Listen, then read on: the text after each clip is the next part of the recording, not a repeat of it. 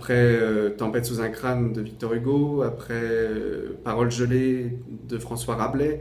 Revenir avec un instant d'après Marcel Proust, pour moi, a particulièrement de sens, évidemment. C'est un spectacle qui nous a fait grandir, qui nous a intimement bouleversés tout au long du travail, que ce soit les lectures à voix haute que nous avons fait avec Camille de la Guillonnière de toute la recherche, pour en extraire les morceaux que nous trouvions les plus beaux à dire, qui finalement tournent autour de la question du deuil,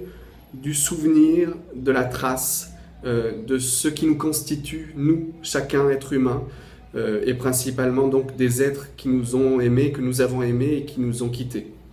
Donc c'est un spectacle autour du deuil, de la mort bien entendu, mais donc en parlant de la mort, évidemment, on parle de la vie révélée dans un objet, dans un souvenir, dans une mémoire involontaire, comme le dit si bien Proust, dans une odeur, dans une saveur, dans une sensation. À travers le récit de la vie d'Hélène Pataro, la comédienne qui joue avec Camille de la Guillonnière,